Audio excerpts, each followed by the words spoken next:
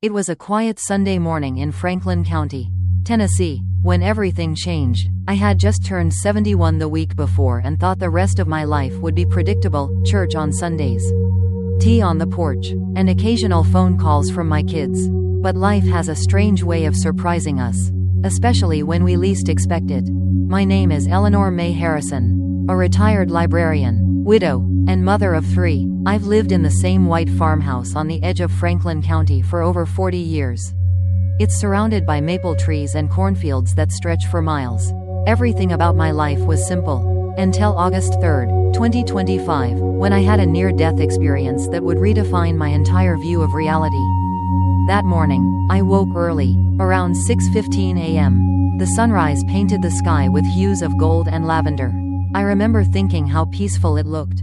I made my usual cup of chamomile tea and sat on the wooden rocking chair my late husband built. But just a few minutes into sipping, I felt a pressure in my chest, like someone placing a cinder block right over my heart. I collapsed. The next moments were a blur. My neighbor, Harold, had come by to drop off eggs and found me unconscious. They said I had no pulse for over 7 minutes. The paramedics were sure they'd lost me, but somehow, miraculously, they brought me back. Only I didn't come back the same. During those 7 minutes, I wasn't floating above my body like in the movies.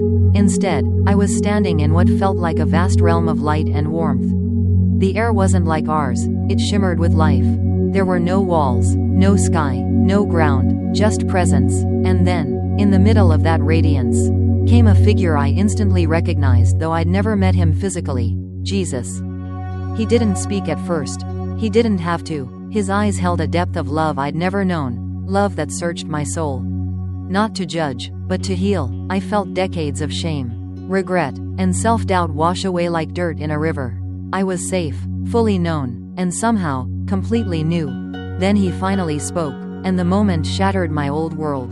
"Eleanor, you must return. There is a message." A message? He told me that a light, divine in nature, would soon touch the earth. Not just metaphorically, but literally. And when it came, people around the globe would be forced to confront the condition of their souls. Some would awaken, some would rage, but no one would stay the same. He said the light would arrive on November 11, 2025, and I was to tell as many as would listen. "Many will scoff," he said, "but the ones with ears to hear, they will know." And then, I was back. I awoke in a hospital bed with wires strapped to my chest. Nurses crying, and my daughter praying in the corner. But my mind was still up there, still ringing with the echo of his voice. For days, I couldn't speak of it without weeping. I wasn't scared, I was burdened. This wasn't just a vision. It was a call. And now, I write this to you. Not because I want attention. Lord knows I'm no influencer. I'm just a small-town grandmother with a big testimony. But I can't ignore what I was shown. Something is coming, something sacred, and every heart will feel it. The days after my return from that mysterious realm passed like a dream wrapped in silence. I would sit on my porch in Franklin County, sipping tea, the same porch where I once watched the sunrise in peace.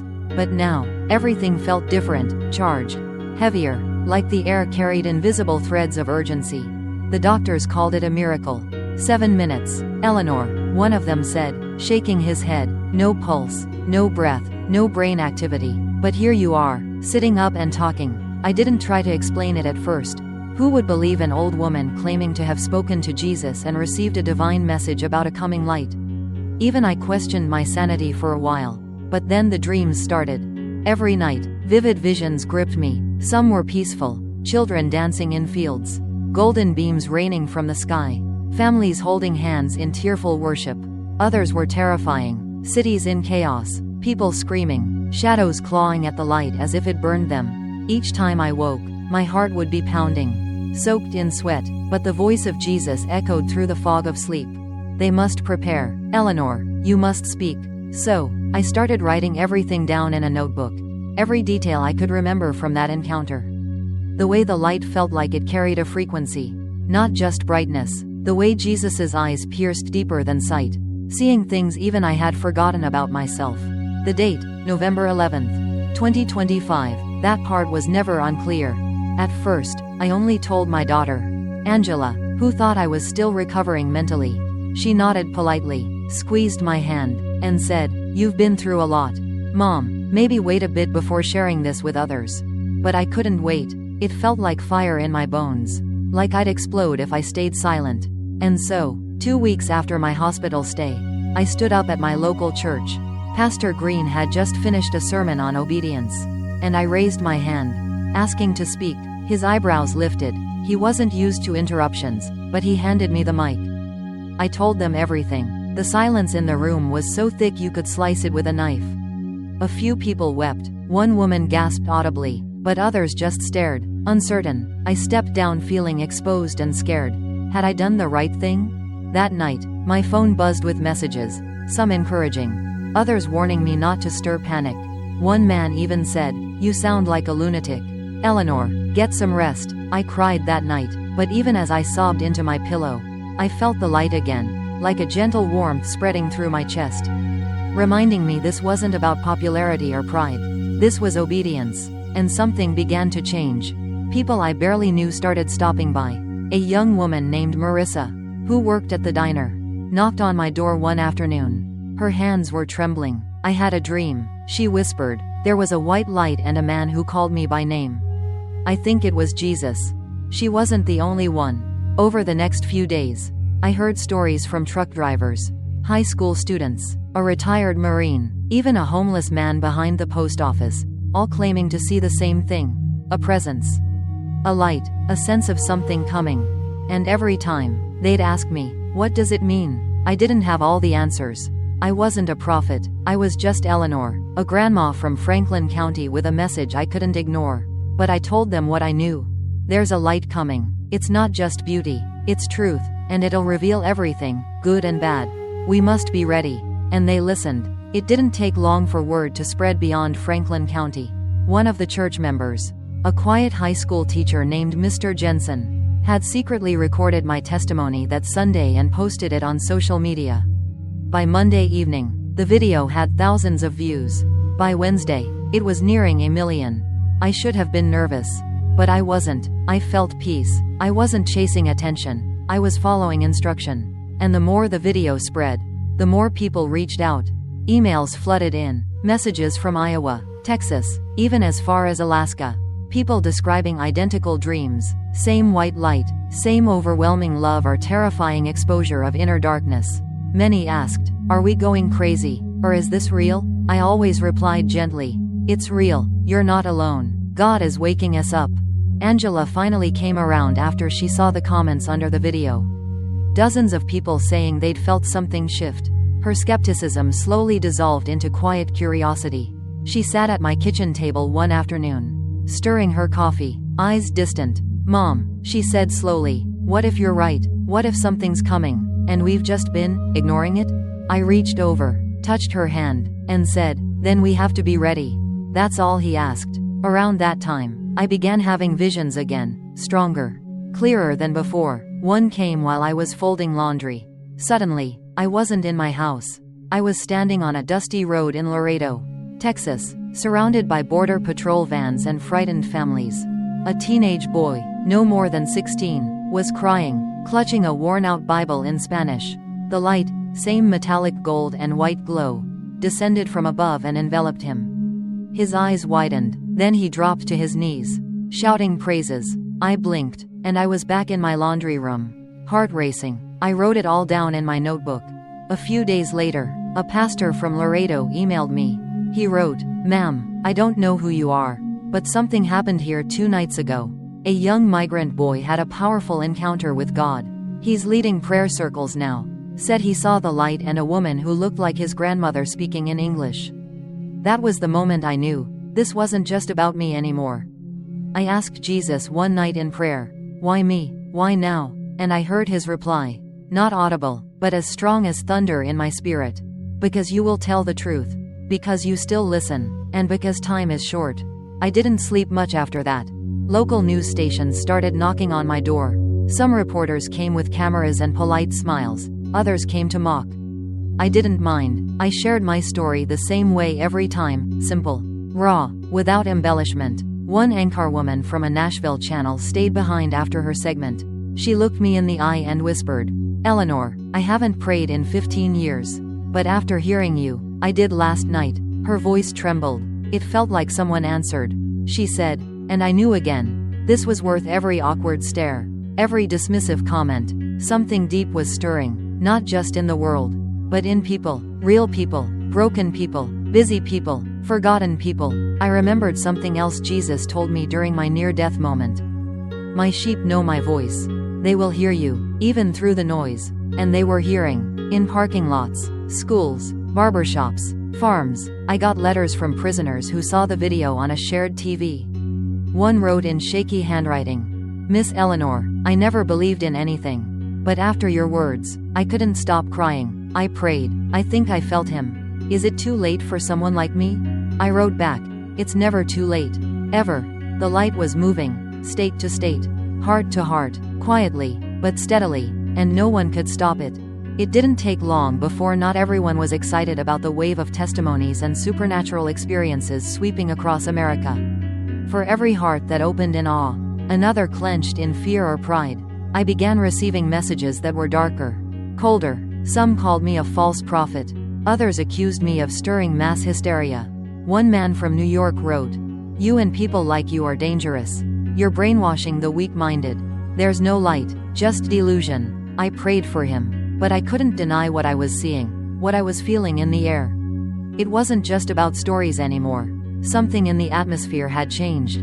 Even in Franklin County, people were either running toward the message or fleeing from it like it carried a disease. Angela told me she noticed it too. At her job, where she worked as a nurse, she said patients were acting strangely. Some were more peaceful than she'd ever seen them. Others lashed out unexpectedly. One elderly woman who hadn't spoken in years suddenly quoted scripture with tears in her eyes.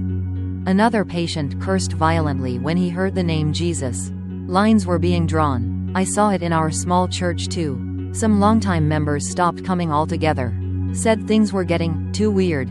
But the ones who stayed, they were lit up like candles. Prayer meetings doubled in size. People came hungry, desperate to understand what was happening. That's when I had the next vision. It was nighttime. I was asleep in my recliner, Bible open on my lap, when I felt it, like a pulling sensation behind my eyes. I was suddenly standing in the middle of Kansas City, but the sky above me wasn't normal. It shimmered gold and deep navy, like the northern lights were swirling overhead.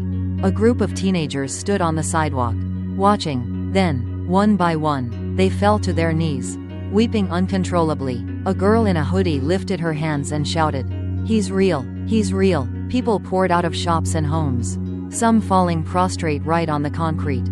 The sound of praise filled the air. I awoke gasping, and I knew it wasn't symbolic.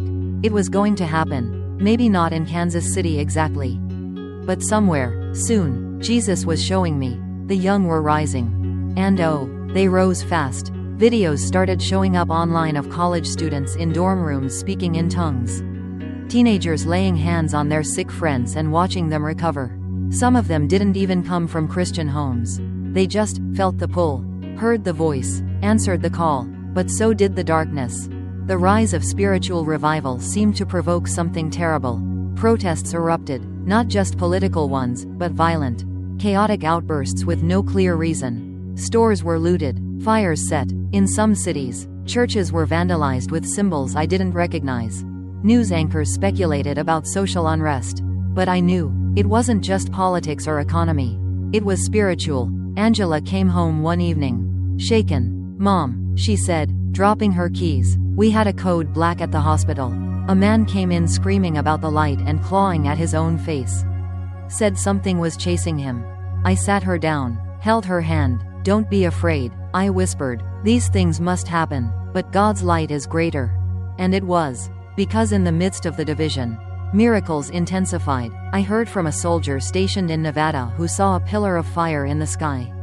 He said he dropped to his knees and wept, even though he hadn't been to church since childhood.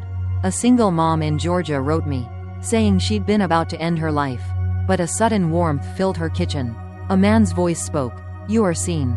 You are loved." She collapsed, weeping. Now she runs a support group for struggling moms. These weren't fairy tales. They were raw, messy, real. I had no time to argue theology or debate online. The harvest was here, and hearts were choosing. Some bowed, others burned, And through it all, I remembered what Jesus had told me. Magnolia, this light will reveal, it will divide, but it will also prepare. And I knew, this was only the beginning. By the time fall leaves began to turn gold across Franklin County, something had shifted in the spiritual air. The tension wasn't just emotional anymore, it was physical. Even the weather felt stranger. Storms came out of nowhere. I remember one evening in late October. The sky over our little church turned deep green like a bruise. Thunder cracked so loud it shook the pews during Bible study. Angela clutched my hand. "Mom, this feels different." She wasn't wrong. I started waking up at exactly 3:33 a.m. every night. Always the same time. At first, I thought it was just my bladder. Or maybe my nerves. But then I'd sit up and feel something, an invisible weight. Like the air was pregnant with something waiting to break. I began keeping a journal. November 2nd. Woke at 3:33. Heard wind but no trees were moving. November 5th. Woke at 3:33. Thought I saw a shadow in the hallway. Gone when I turned the light on. November 8th. Woke at 3:33. Prayed for 2 hours. Felt peace return. The signs weren't just inside our home. In Kansas City, dozens of students had started gathering nightly in parking lots to worship. Not organized, just spontaneous. One clip went viral. A high school quarterback in tears, hugging his rival from another school. Both of them praying. ESPN even picked it up.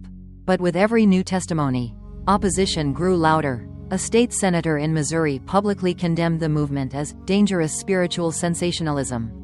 Certain news outlets labeled it mass religious delusion. I didn't argue, I just kept praying. Then came the dream. It wasn't like the visions I'd had before. This was heavier, slower.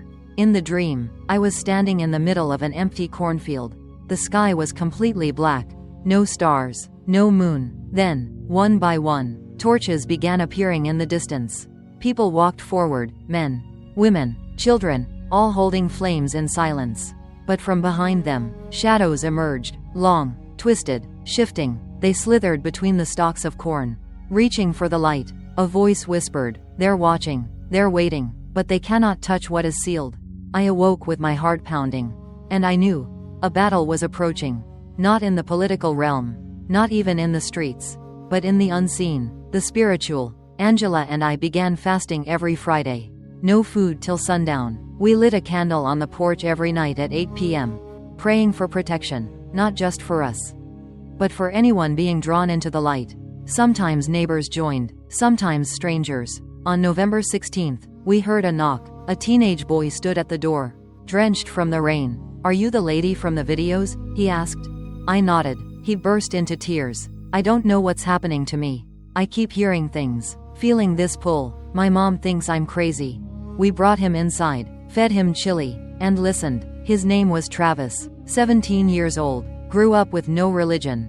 Said he'd never touched a Bible. But 3 nights earlier, he'd woken up at 3:33 a.m. with the words, "You are chosen," burned into his chest, not literally, but as if someone had spoken it into his bones. He's still coming over every week.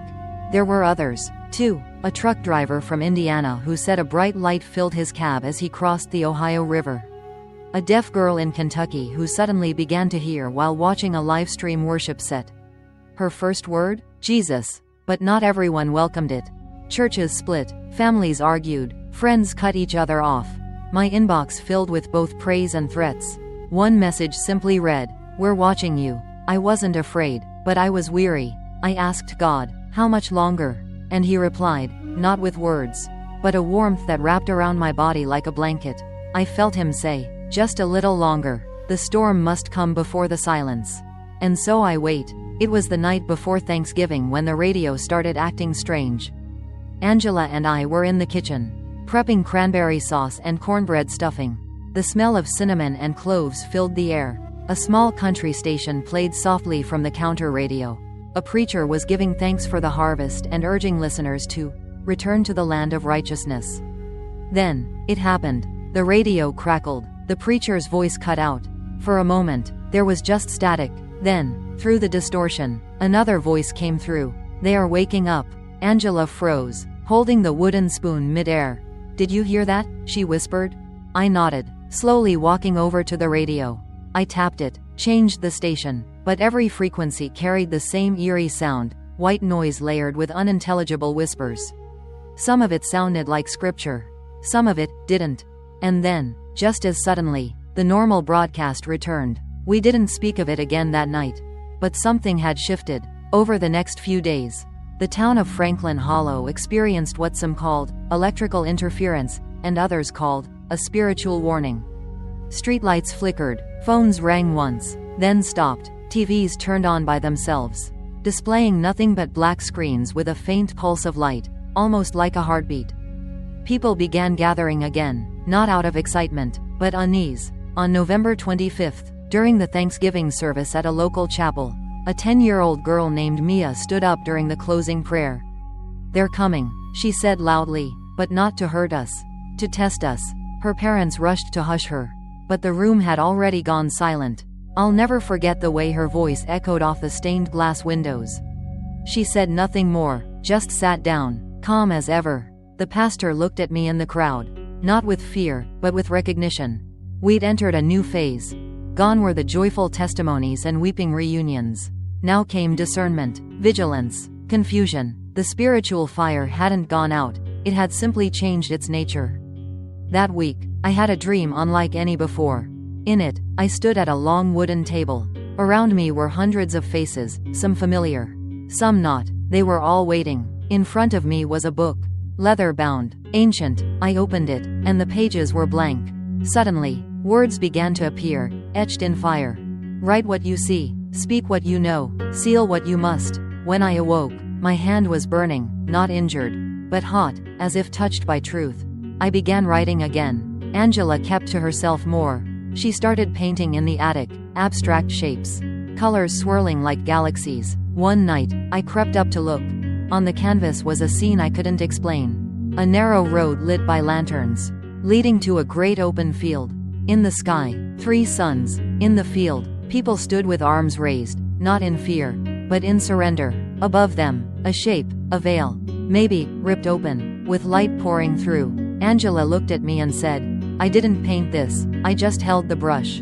And then came December 1st. We woke to find a circle of feathers on our front lawn. White, pristine, perfectly arranged in a spiral. There were no birds around, no footprints, nothing on the cameras. Angela stared at it for a long time. "Something's being marked," she whispered, claimed. From that day forward, she began sleeping in the guest room. Not out of fear, but to pray uninterrupted. She fasted for 3 days straight, only drinking water and reading Isaiah. She wasn't afraid, she was preparing. It was a Wednesday morning when Angela asked me to drive her to Briar Hill, an old hiking trail about 20 miles outside Franklin Hollow. The December air was crisp, the sky a pale silver. She didn't say why she wanted to go, only that she needed to walk.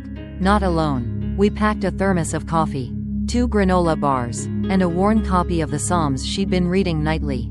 I could tell by the way she gripped the book that something was stirring inside her. A tension that needed release. "I don't know what I'll find," she said softly, "but something's been calling me there." Briar Hill wasn't busy. The parking lot was empty. The wind whistled through bare branches. As we stepped onto the trail, the forest wrapped around us like a hush. About a mile in, she stopped. There was a small clearing, the kind that looked ordinary to most, just grass and stones. But Angela dropped to her knees, breath shaking. "He's here," she whispered. I didn't see anything, not at first. Then, I heard it, a hum. Low, melodic, like a choir from somewhere unseen. The light through the trees shimmered gold, warmer than the winter sun should allow. Angela pulled out her notebook. Her hands moved fast, like she was taking dictation. Words spilled onto the page in a language I didn't recognize. Lines, circles, a pattern emerged. She never looked up, just kept writing. When she finished, she stood and handed me the paper. "It's not mine," she said, "but I think we're meant to understand it together." I looked at it, symbols, but also feelings. The page radiated. I couldn't explain it, but I felt peace and awe, like reading the sky. That night, I couldn't sleep. The notebook sat on our dining table, glowing faintly under the moonlight. I kept walking past it, then circling back. Eventually, I opened it again. My fingers tingled as I read the symbols. Memories surfaced, not mine, but shared, collective. The fall of great cities, Tears over children long lost. Joy that felt eternal. And one overwhelming word imprinted in my mind. Prepare. Angela dreamed again that night. In the morning, she told me she saw people fleeing cities, some in panic, others in praise. Natural disasters didn't strike first. It was a change in consciousness. People began sensing the truth, their illusions falling like old wallpaper. We're being readied, she said, eyes wide. It's not punishment, it's pruning. She said she saw me speaking on a stage, not a real one, but in the dream, before a crowd of people who were searching, starving for meaning. You were telling the truth, even when it made them uncomfortable. That shook me. I wasn't a preacher, I wasn't brave, but somehow, I knew she was right. 2 days later, we returned to the same clearing on Briar Hill. There were feathers again, but this time, they weren't on the ground. They were falling from the sky, slow, deliberate, untouched by wind, white, then silver, then gold. Angela raised her hands. It's the veil thinning, she said, between heaven and us. I watched in awe as one feather landed on her shoulder. It didn't blow off, it melted into her skin, like light being absorbed. She glowed, not metaphorically, literally, only for a moment. Then it was gone. 3 days after the feather melted into Angela's shoulder, everything changed. The town of Franklin Hollow, usually sleepy and slow-paced, buzzed with a strange intensity. At the coffee shop, people whispered about shared dreams. At the grocery store, strangers locked eyes and nodded knowingly, as if a silent awareness had awakened in everyone at once. Angela and I stayed quiet, observing. On the evening of January 3rd, at precisely 7:11 p.m., the sky turned the color of molten amber. Not sunset, something else. It glowed like the inside of a furnace, alive, shifting. Then came a sound, not thunder, not wind, but a low chime, deep, slow, like a giant church bell tolling from the heavens. People came out of their homes. Old folks, teenagers, children in pajamas. Everyone looked up, and then it happened. A ripple moved through the air. It wasn't visible, but everyone felt it, like standing near a huge speaker that hummed with divine electricity. Some people dropped to their knees. Others began weeping without knowing why. Angela, standing beside me in the front yard, simply whispered, "He's come." I looked at her. "You mean Jesus?" She nodded, eyes brimming. "Not to end, but to divide. The time has come. The line is being drawn." I couldn't breathe for a moment. Over the next few days, stories flooded social media and local news. People across the nation reported spontaneous visions. Children described meeting a man dressed in radiant white who told them secrets of love. Former atheists confessed to hearing voices at night, telling them to forgive, to turn back, to wake up. Angela and I drove to Kansas City for a gathering someone on her dream thread had organized. We expected a few dozen people. There were over 10,000. There were no famous pastors, no branding, just hunger, raw, trembling hunger for truth. Some prayed, some shook, some just sat silently, faces streaked with tears. Then a child, maybe 9 years old, walked onto the makeshift stage and said, "He says this is your last warning. You will not get another." And the place fell silent. Angela took my hand and said, "This is why I was shown everything. Not to hide, not to write books, but to speak." She spoke that night, simply, humbly, telling what she saw, felt, heard, not preaching, not boasting, just witnessing. When she finished, there was no applause, just stillness, reverence. On the drive home, the roads were quiet, but the stars above looked closer than ever. I asked Angela what she thought would happen next. She smiled, softly. Harvest, then cleansing, then the kingdom. That was months ago. Since then, the world has bent under the weight of change. Systems failing, old powers crumbling, but something better, quieter, deeper, is rising. Small communities of light, families healed, truth tellers emerging. Not famous, not perfect, just faithful. Angela passed away in April, peacefully, in her sleep. I found her notebook on her chest, open to a final page I'd never seen before. It simply read, "He is closer than you know. Tell them." So here I am, telling you, he's closer than you know. Are you ready?